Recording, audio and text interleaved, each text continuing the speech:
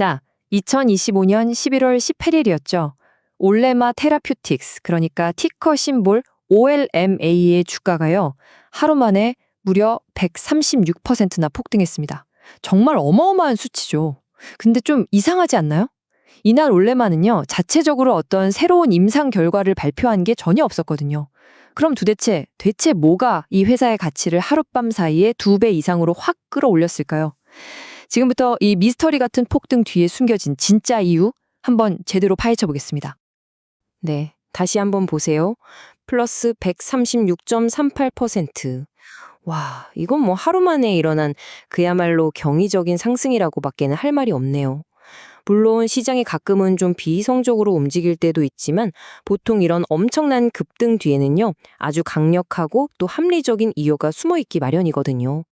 바로 이 지점이 이번 이야기의 핵심 미스테리입니다. 회사에서 나온 직접적인 좋은 소식은 하나도 없었는데 주가는 그야말로 폭발해버렸잖아요. 이건 뭘 의미할까요? 투자자들이 올레마가 아니라 전혀 다른 곳에서 무언가 엄청난 신호를 발견했다는 뜻이죠. 네, 바로 그거예요. 이 모든 사건의 시작점은요, 올레마 내부가 아니었습니다. 전혀 예상치 못한 외부, 그것도 경쟁사에서 시작된 일이었습니다. 가로, 이 거대 제약사 로슈, 그리고 자회사인 제넨팩이 개발하고 있는 기레데스트란트라는 약물. 이게 바로 이번 미스터리를 푸는 열쇠입니다. 정말 이 약물 하나가요, 시장의 판 전체를 완전히 뒤흔들어 놨습니다. 자, 이 부분이 정말 중요합니다. 잘 들어보세요. 로슈의 기레데스트란트가 3상 임상에서 성공적인 결과를 발표했단 말이죠. 근데 이게 왜 그렇게 중요하냐? 바로 이 약물이 조기 유방암 시장에서 효과를 입증한 사상 최초의 경구용 CRD이기 때문이에요. 이건 그냥 로슈가 약 하나 성공했네? 이런 차원의 이야기가 아닙니다. 경구용 CRD라는 약물 계열 전체에 드리워져 있던 기술적인 불확실성, 그러니까 이거 진짜 될까? 하는 의구심을 한 방에 날려버린 거죠. 이걸 업계에선 디리스킹이라고 부르는데요. 덕분에 이 약들이 활약할 수 있는 잠재적인 시장의 크기가 이전과는 비교도 안 될 만큼 어마어마하게 커져버린 겁니다. 여기서 잠깐 경구용 SERD가 뭔지 간단하게만 짚고 넘어갈게요. 아주 쉽게 말해서요, 암세포가 먹고 자라는 밥이 바로 에스트로겐 수용체라고 생각하시면 돼요. 이 약은 그 밥그릇을 아예 빼앗아서 없애버리는 역할을 하는 그런 먹는 약입니다. 기존에는 주사를 맞아야 했는데 이젠 알약으로 먹을 수 있으니 환자 입장에선 훨씬 편한 치료법이 되는 거죠. 자, 좋습니다. 그럼 이제 이런 궁금증이 생기실 거예요. 오케이, 로슈 덕분에 시장 전체가 좋아진 건 알겠어. 근데 왜 유독 올레마 주가만 다른 경쟁사들보다 훨씬 더 많이 오른 거지? 그쵸? 그 해답은 바로 올레마가 개발하고 있는 약 팔라제스트렌트에 있었습니다. 시장은 이 약이 뭔가 아주 특별한 잠재력을 가지고 있다, 이렇게 판단을 내린 겁니다. 그리고 그 판단의 근거는 바로 이 데이터입니다. 보세요. 특정 유전자 변이가 있는 환자들한테서요, 팔라제스트란트를 썼을 때 암이 더 나빠지지 않고 버틴 기간이 평균 13.8개월이었어요. 근데 이미 시장에 나와 있는 경쟁 약물은 8.6개월에 그쳤습니다. 이 차이 보이시죠? 이 압도적인 숫자들이 바로 시장이 열광한 이유였던 겁니다. 이 데이터를 본 시장 분석가들과 투자자들은 거의 한 목소리로 이야기하고 있는 거죠. 팔라제스트란트는 그냥 또 하나의 신약이 아니구나. 이 분야에서 최고, 즉 베스팅 클래스가 될 잠재력이 충분하다. 바로 이겁니다. 물론 이렇게 뛰어난 효과가 그냥 우연히 나온 건 아니겠죠. 팔라제스트란트는 기존 약물들과는 아예 뿌리부터 다른 훨씬 더 진보된 기술을 기반으로 하고 있기 때문이에요.